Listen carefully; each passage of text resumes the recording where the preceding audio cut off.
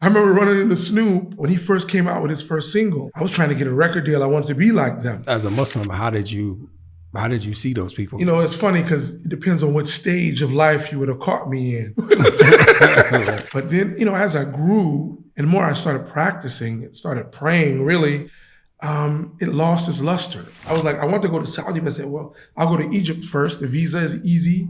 The Saudi visa was a lot harder than it is today. Yeah, right. My mother was the closest person to me, but Allah decided to take her, and I, alhamdulillah, kept praying. But once I read the Quran and started, I didn't forget about my mom, but it took it to another, that's not my motivation anymore. And I was like, okay, I gotta learn Arabic. I said, you know what? I'm going to Egypt. I'm going to Egypt.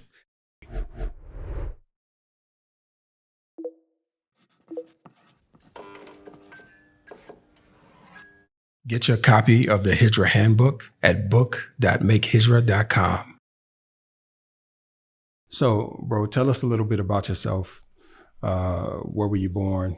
Where were you raised? I was born in Chicago, on the west side of Chicago, on a snowy day. And I think it was snowy, you know, because it was between January and February, you know.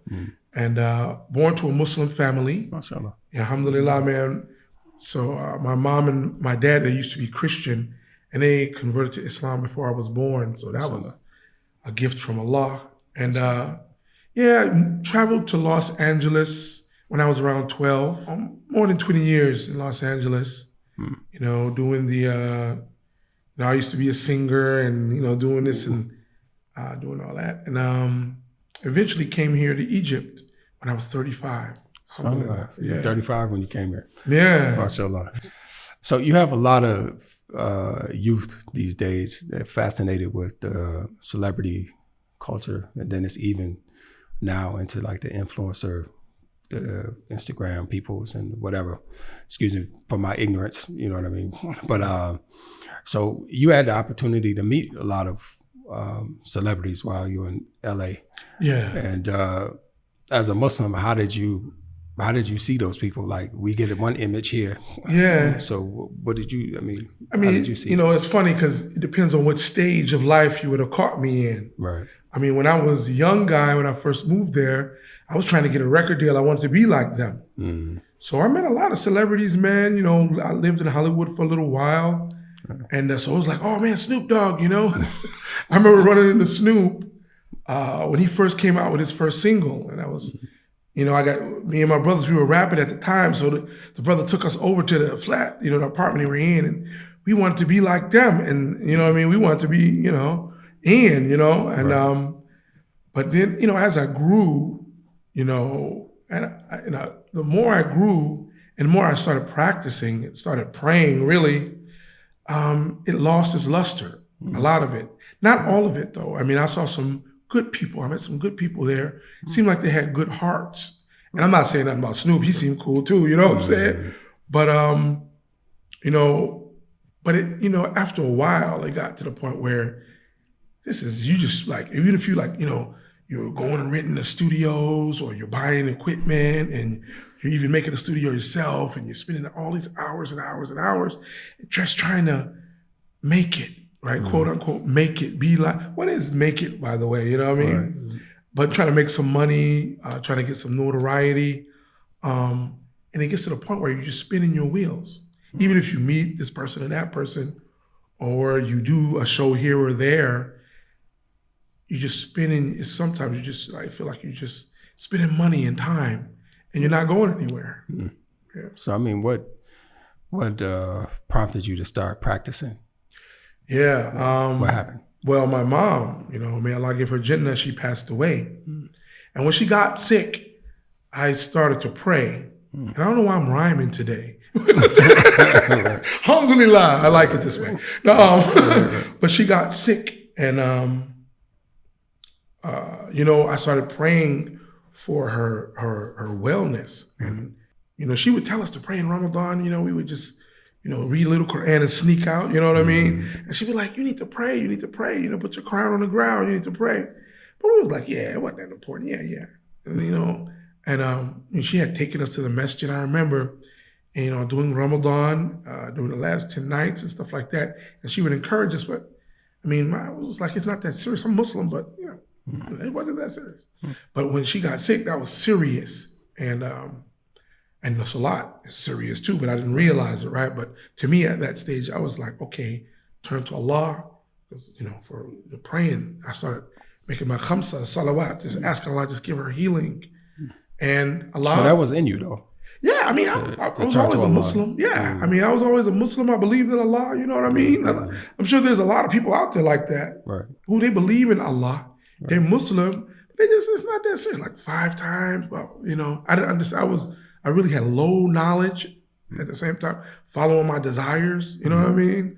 And, I'm thinking I'm good. I'm singing, you know what I mean? When I want to have fun, I don't care if I'm on the stage or not. I'll just sing. I'll feel better, But that wasn't helping me when death is in your face, you know what I mean? And my mother was the closest person to me.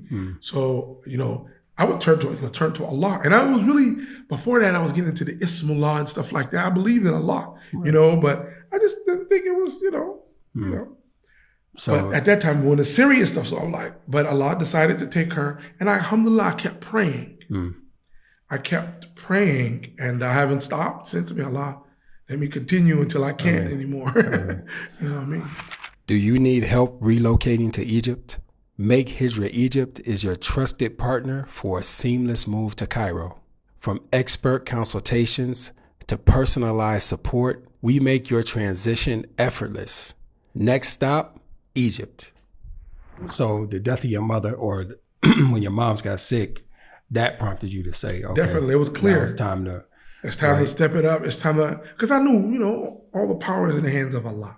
Right. I knew that. I mean, that's how I was raised. The first person I saw making the adhan was my dad, you know what I mean? In the house, you know what I'm saying? He used to wudu in the cold water, because, we were in the west side. We were on the west side of Chicago. The pipes used to freeze. We had these brass pipes, and they used to break in the winter because the water used to expand. Right. And so we didn't have any water in the house sometimes, but we kept the faucet in the back of the house running outside, so we had some running water. It was like that. And he used to go out there and make wudu, man. I mean, we could make tayammum now, I guess, in that situation, But I didn't know nothing about that. We didn't know. They were new, you know what I mean, to Islam and stuff. Right. So, so I grew up on Islam, reading the Quran. That was the thing. Allah is one. But it's not practicing. But when she passed away, I started praying, and that, it kind of made me start seeing things differently. One, understanding, hey, look, this is not forever. My mom was a very outgoing person. She had restaurants. Everybody knew her. The kids loved her. The older people, she could relate to everybody. Right. She was a businesswoman. Her name was Khadija. Like it was Jinnah, But then, like that. Okay. So the sickness came all of a sudden. Yeah, well, she was getting sick over the years, but we was running around Hollywood, not really. Right. Sometimes she would take us out to the hospital to go out, because it was like she had some insurance way out, she had some healthcare way out somewhere. So we would travel with her. We were on a bus, and spend time, and she would take us to the beach, like each kid. And she had a lot of kids, so, Right.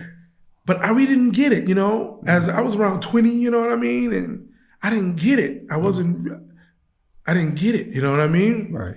But then she got sick. She stayed in the hospital maybe 2 weeks. She got sick, and then she was cool too. She was like, finally I get a break from the kids, you know what I'm saying?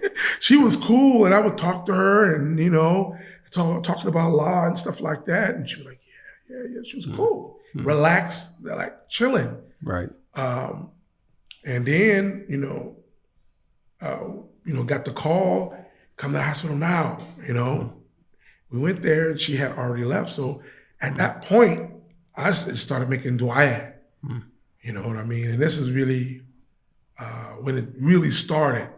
I started making dua, man. I got there maybe a couple of minutes before Allah sent his angel. And I just started making dua, man. And it just started then, man. And I kept making my salat. Then when I started making my salat, I started seeing errors in my ways. I was really, really ignorant, even more than now. I was so ignorant, But I just started feeling like.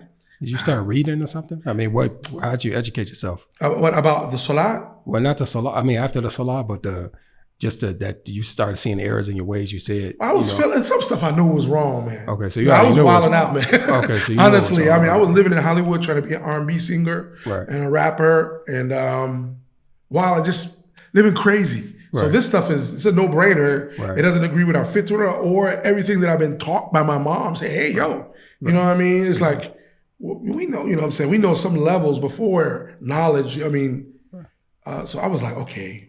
I started, but before I was cool with it. You know what I'm saying? It's just small, man.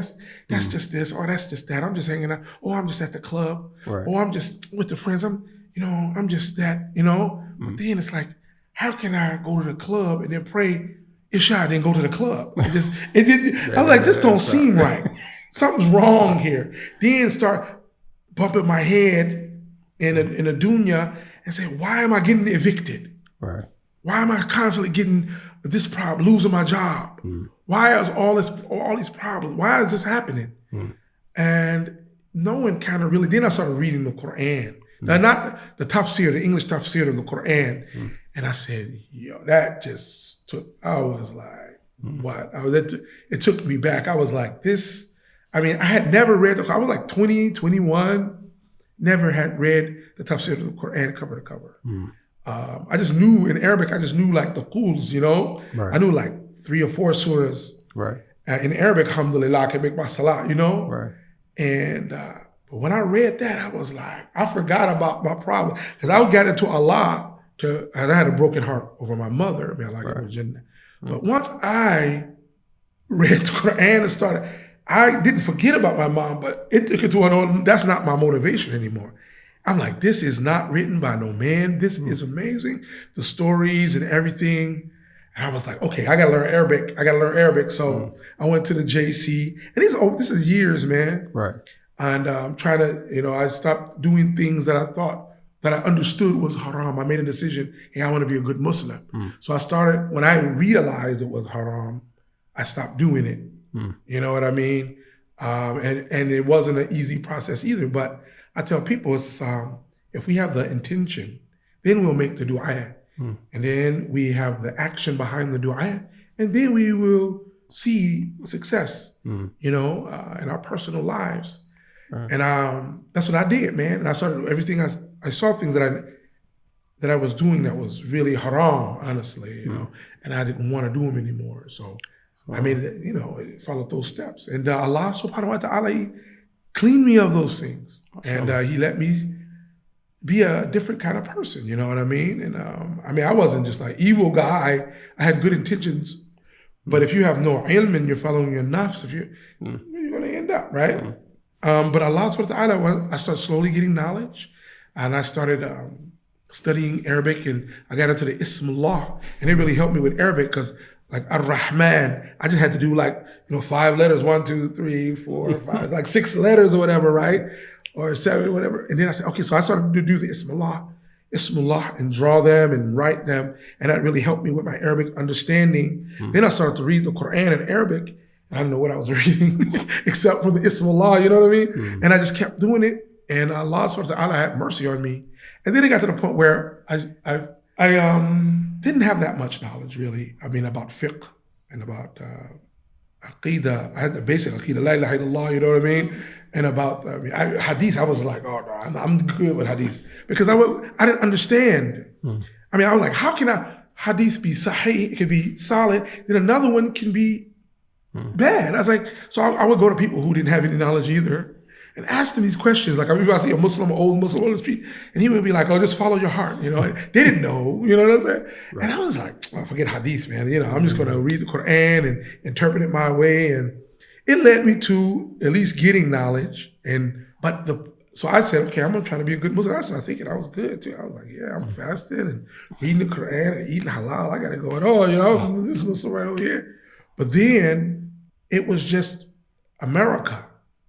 I wanted to get married, but it was hard to find marriable sisters because the ones who actually have their deen preserved, their families are very, they're preserving their daughters. So they like, you ain't no doctor either. You know what I'm saying?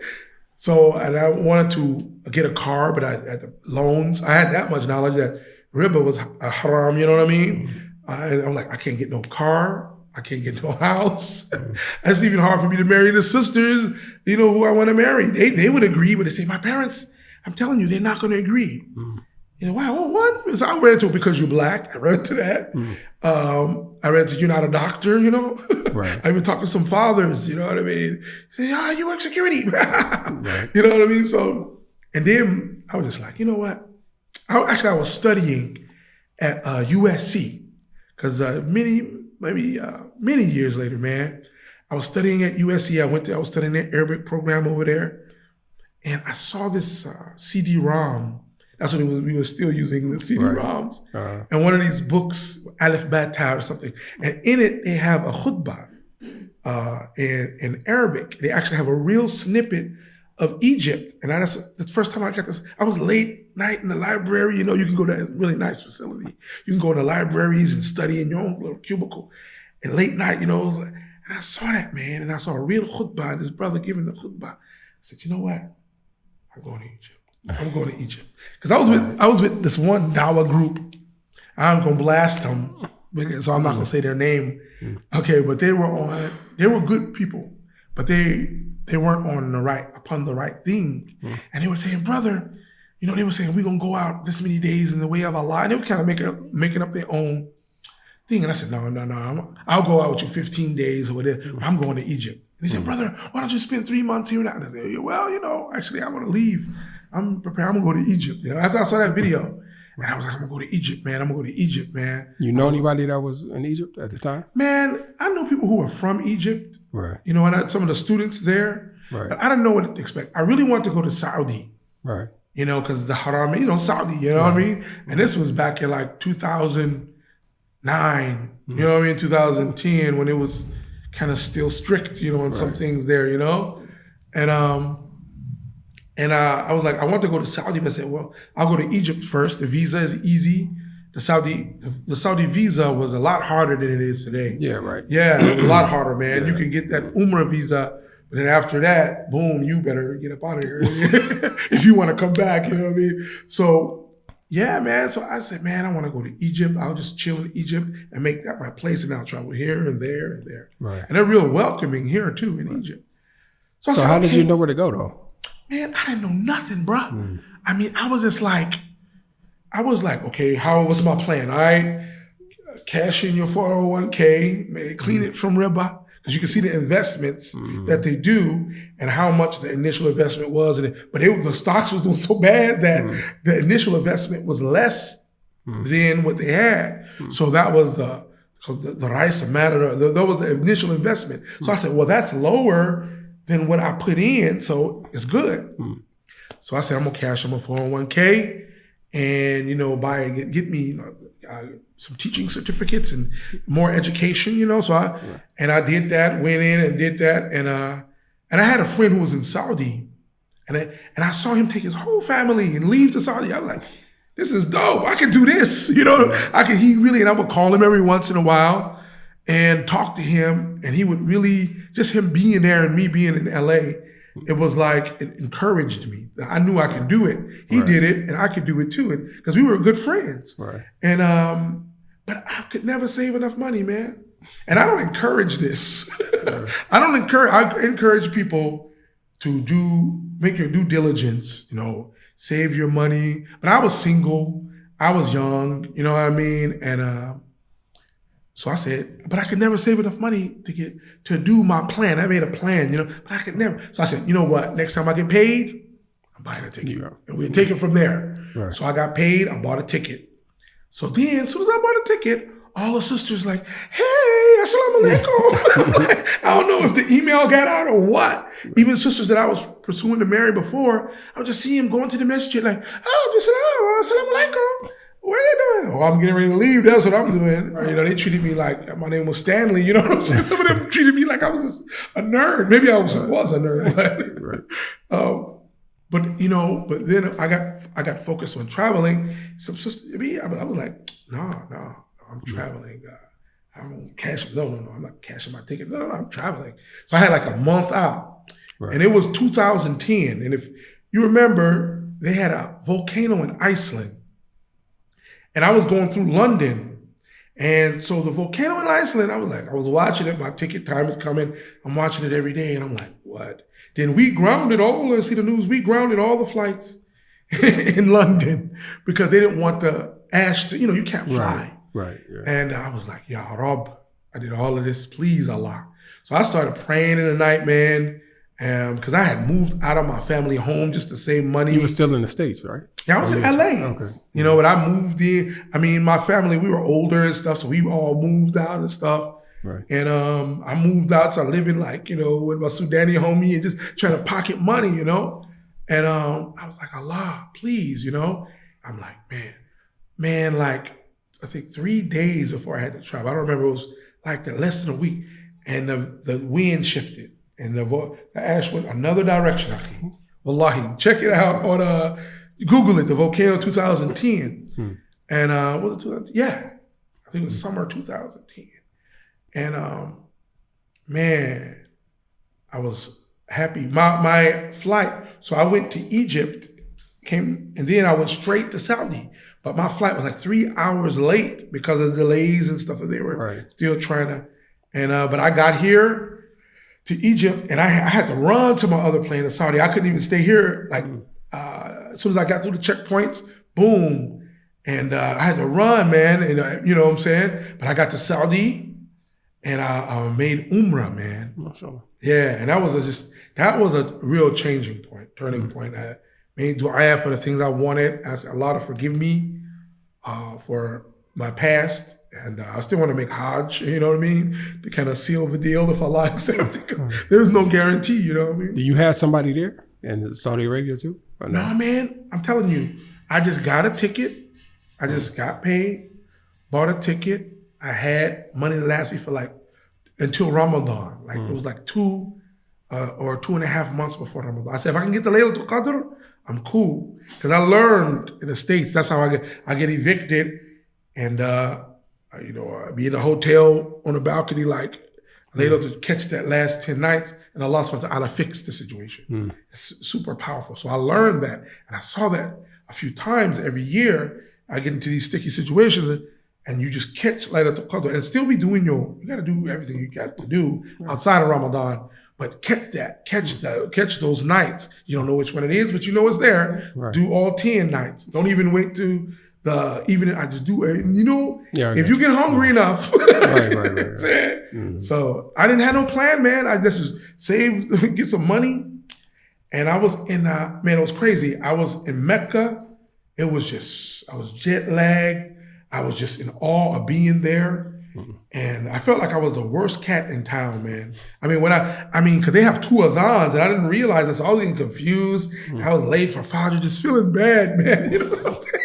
I'm like, I'm just horrible, man. Just making tauba, man. And I had a BlackBerry, because that was the thing back in the day. Right. And I had my little bank card. I lost both of them.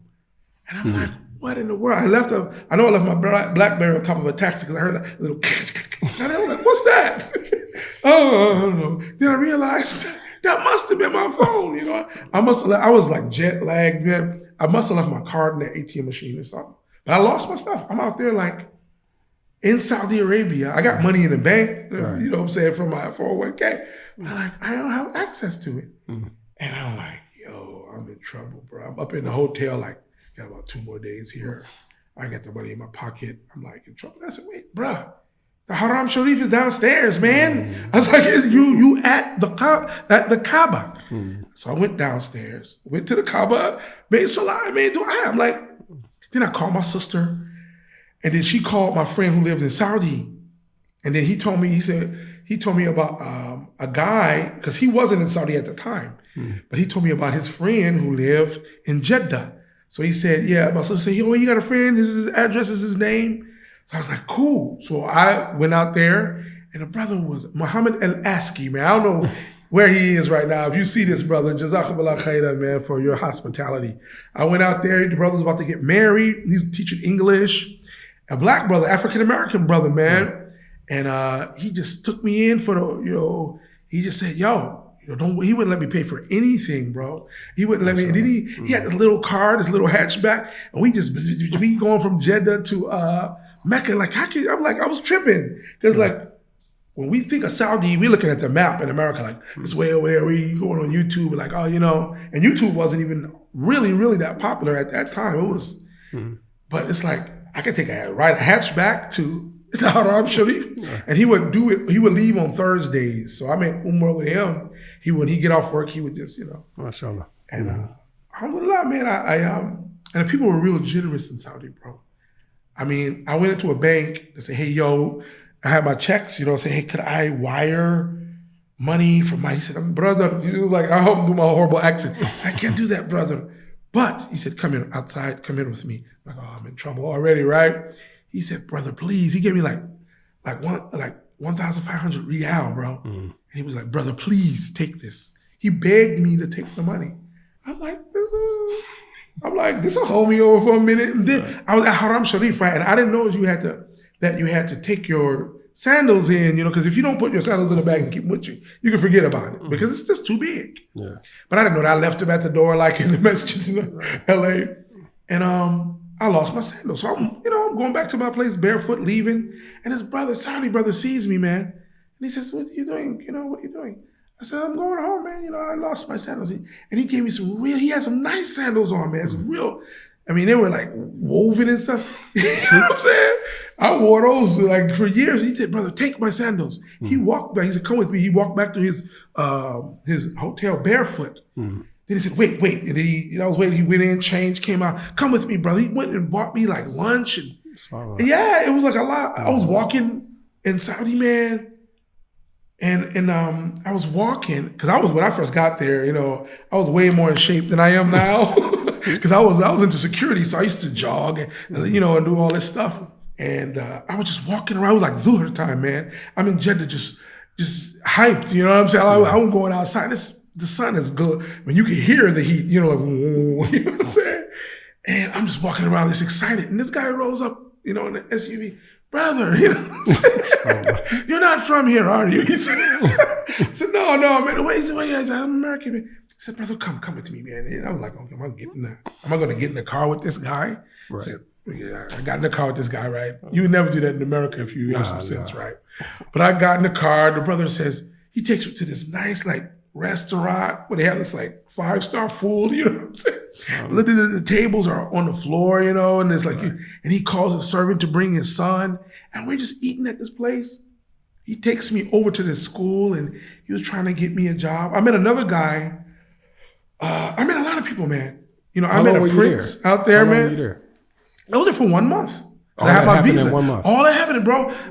It was a guy from Yemen. Yeah, Yemen. Yeah. Anyway, it was a brother from Yemen. And I think he was trying to get me married to his sister because I was out of LA, you know what I mean? But he'd bring his niqabi sister, you know what I'm saying? And you say, I want to introduce you to the brother, you know what I'm saying? Assalamu alaikum, you know what I'm saying? I'm like, oh, so brother, where we gonna eat at? I didn't get it. He didn't want to introduce me to his niqabi sister. So he said, brother, what are you trying to do? You want to stay here? I said, yeah. He said, and he took me to a prince, man. A low-level royalty, man. And we went to the masjid, and he was like, okay. And he had the red thing. I just had the white though. So he said, put this on. So he gave me the red thing and a little thing, and then we went in there and prayed. He said, no. He said, after we pray, he said, just go over there and talk to him. And he's right there. And he had a beard, and it was he had the henna that grew out. So I was like, okay, I'm going to go talk to him, right? But then I was using the same safar. And then I just looked at it. I was scared, man. I was scared to go over there. So I just went back with the brother and sat on the wall. And the security came and said, what do you want? What do you want? Maybe they knew the brother, or maybe I was looking at him or whatever. And then he said, well, the brother wants to stay. He needs a visa and blah, blah, blah. He said, okay, go outside to the window, because it was like the masjid where they had offices. Right. And once that happened, they just gave me a number. It wasn't happening. And so I left. I said, you know what? When I went through what wasn't happening? Well, the visa wasn't happening. Or the visa thing. That's how I was trying to get a visa to stay in Saudi. So you had asked the prince about the visa? Yeah, he said, well, his security, I just looked at him. I didn't get really a chance to talk to him. Okay. His people came over and said, what do you want? And I said, well, he told me he wants a visa because he was trying to get me married to his sister, and I didn't. Right. And so he wanted me to stay so that I could marry his sister. And That's what I think. Allahu Alam. Right. But I didn't get a chance. They sent me to the window, take a number. It wasn't happening. Right. And I knew because I had went to a school before, and a guy from America. They were like the Saudi government. They check well. You know what I mean? They check your stuff. They check your visas. When I was at a school trying to get a job, they had come in and checked some people's stuff. So I said, okay, this is serious over here. You gotta keep your stuff, your papers right. And so I said, no, I just go back to Egypt. You know, after the month, I was like, I'm gonna just, and I said, no, I'm not gonna play around. I'm just gonna go keep it, 100. So I came back here. Alhamdulillah, I met my wife here. But hold up, wait, before you say that, what happened to your bank card and your?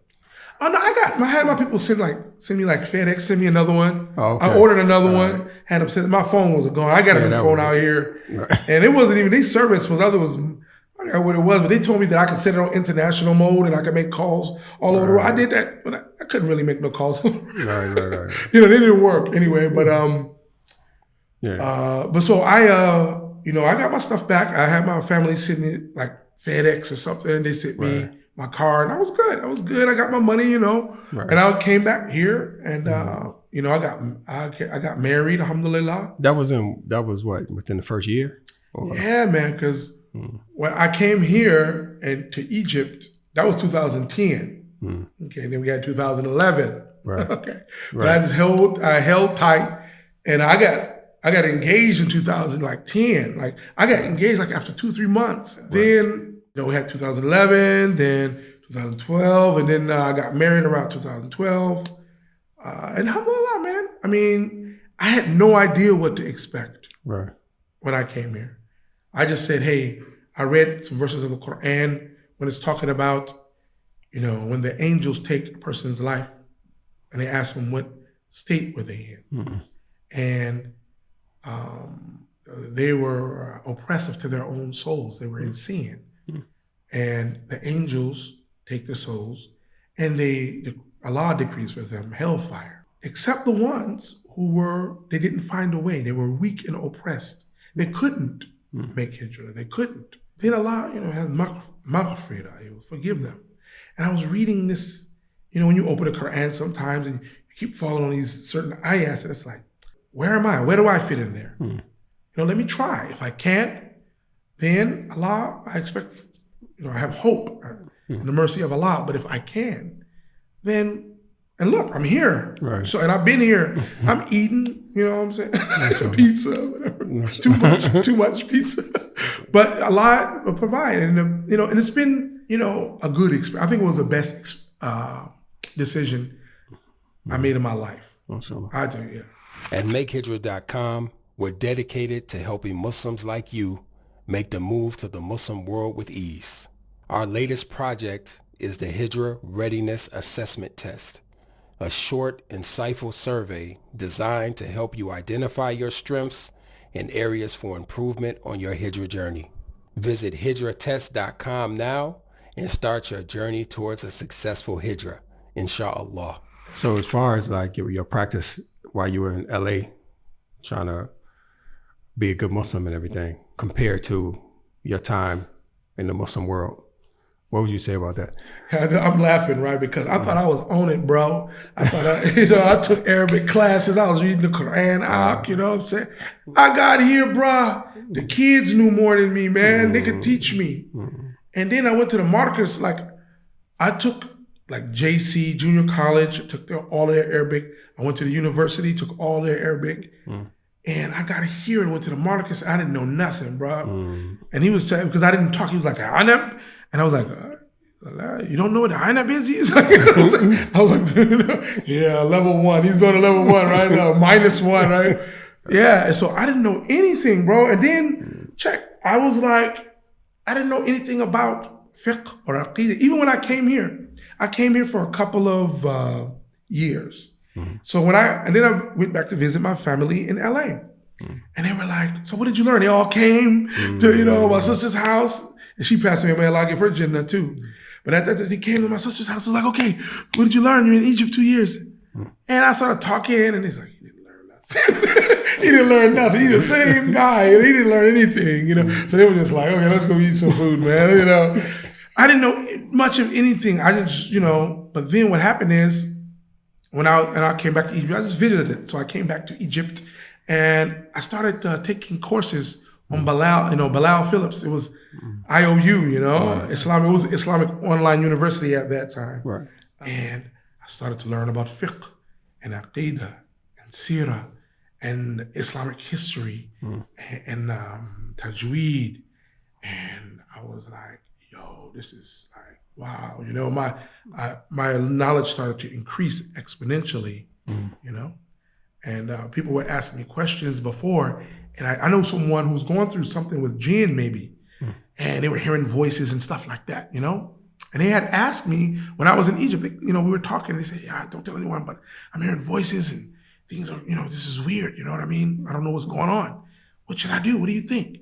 I was just like, I don't know. So later on, I visited LA and, you know, I ran into them, but I ran into the imam in the masjid. I went in the masjid and I said, I told him, but I acted like, I was pretending like, well, what if I hear voices and, you know, and I like it was me. And the imam just said, be strong. He didn't tell me any ruqiyah. He didn't tell me ayatul kursi. He didn't tell me the kuls. He didn't tell me how to protect yourself away from jinn. He didn't tell me any of these things. I know. He just said, be strong. What kind of advice is that? I mean, and I was like, okay. And then later on, when I started to take the courses, I learned specific things. Read Surah Al-Baqarah in your house once a week. You know, certain things you do. Close your windows before Maghrib. You know what I'm saying? And things to make ruqiyah on yourself. You know what I mean? Before you go to sleep. Read the quls. Just read ayatul kursi. Just simple as that. And keep all of the things that Allah has made fard for you, and then go ahead and do some of those sunnahs, and you'll defeat the shaitan. I mean, you will fight the shaitan. He won't be able to hang out. So if someone can't make hijrah, hopefully, hey, test it. They should test it, see if they can. But equip them, make hijrah internally first. Equip yourself with knowledge. Now it's not like it was though before in America. You have a lot more knowledge for people. Problem is that you have so much, and some of it is correct and incorrect. But yeah, that's kind of like my story, man. I came here and started, you know, television. And yeah, that's what I want to talk to you about. I wanted to ask you how you started the children's content that you make. So yeah, man. How and why? It's why. Yeah, what happened was I said, okay, my first intention when I got ready to come here is I wanted to teach kids. You know what I mean? I said, I'll teach kids. Because when I was getting a certificate, my English teaching certificate, they wanted us to do some kind of presentation to see how we would teach kids. They had that section. Right. And I really didn't have a big intention to teach kids. I didn't even like kids until I had kids. So get away from this business, get away, buzz off, you know what I'm saying? But they had this section. So I said, okay. And I did songs. I was experimenting with voice, only nasheeds, and still doing music at the time. Because some of my friends, they were like, yo, bro, this is haram. But they could never give me the proof. But anyway, so we had this section in class where it's time to teach the kids. So I got this little puppet looking thing on a string and this little paper hand and do this hat, shirt, shoes song. And they liked it. I mean, they had this guy from Britain. He was like, this is amazing. Right? No, he didn't say it at the first day. And I'm hat, shirt, shoes. I'll sing the song, right? Hat, shirt, shoes. And he said, okay. Everybody was like, okay, that's it. But then the next day he was like, bro, couldn't get that song out my head, man. He had hat, shirt, shoes. He was like, I don't know why. And I was like, okay.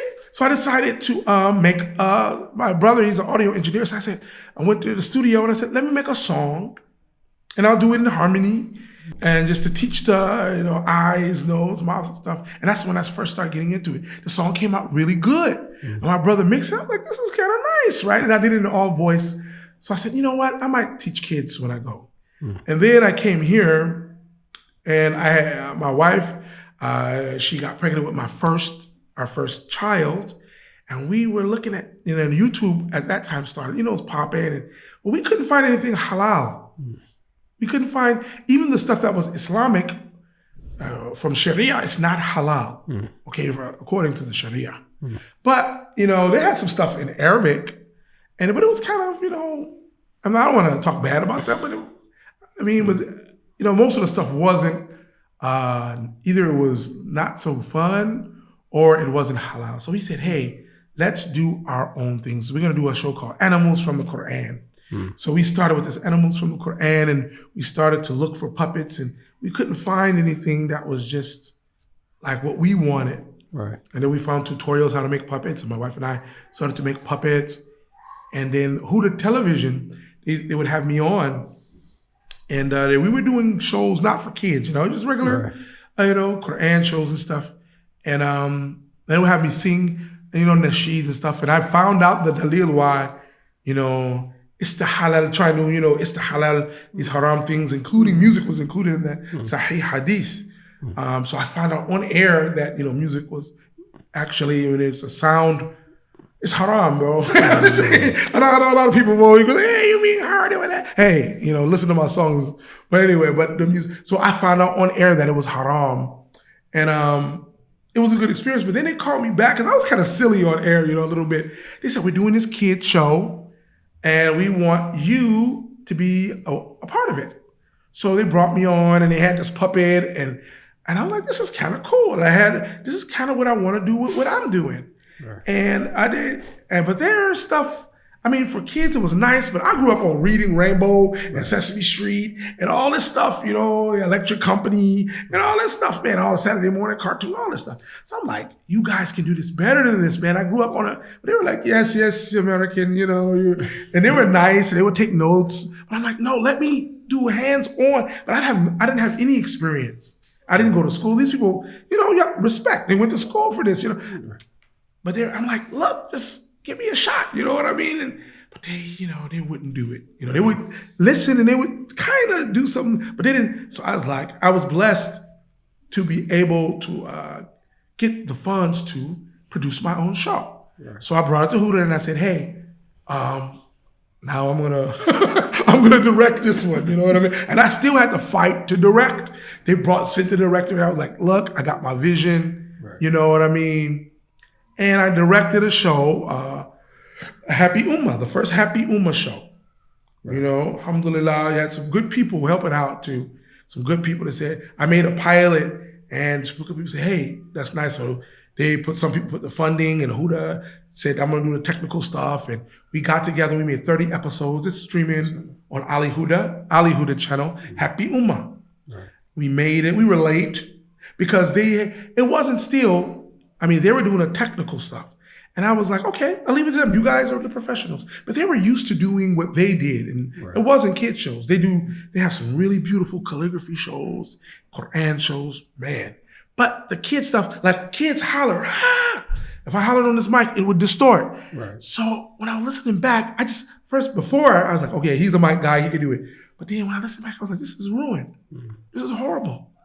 I have all this distortion that I have to fix. And then we were dealing with green screen, the studio is beautiful for green screen, by the way. Right. But technically, they didn't know how, they didn't have that much experience on. So I had to go, and they gave me a laugh. I said, yo, brothers, I appreciate the effort, but it's not what I had in mind, So they gave me a laptop, mashallah. I had a year, and I learned. And at the end of that year, when Ramadan came back around, I had re-edited, and they helped me to edit, and they gave me all these editors, and they were really showed a lot of love. But I was the main guy now on a technical tip, and that's what I learned, with Adobe Premiere and blah blah blah blah. And it was on. It was on after that. I said, hey, I could do this myself. I painted my wall green and painted my wall blue, and now I have. I don't know when this is going to air, but today I just released my first short film, Abu Robot or Daddy Robot. We changed it to Daddy Robot. And it's a long way from Happy Ummah. MashaAllah. So you have a YouTube channel. Yeah, it's called Happy Ummah. Happy Ummah YouTube channel. Yeah, get the latest one because you're going to see some old stuff on there. That's just like sock puppets. Yeah, right. No, we'll link to it, inshallah.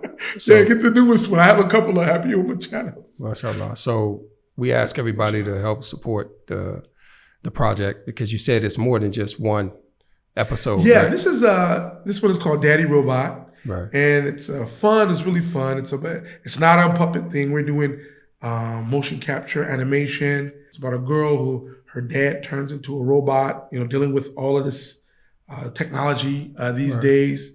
But it has a good theme in it, and the theme is self-sacrifice. And though it's fun, we have nasheeds in there, and it's really crazy. It's a comedy, but it's about self-sacrifice because it's about this girl, Layla.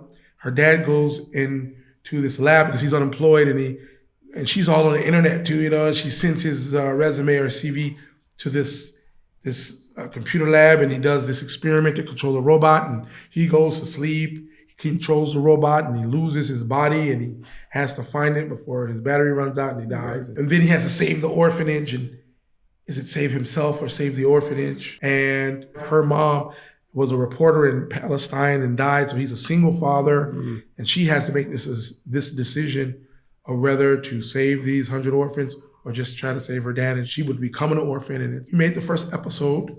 It's really the introduction, so it's called Daddy Robot. It was Abu Robot. We might do that if we do an Arabic thing, but Right. yeah, and you know. MashaAllah.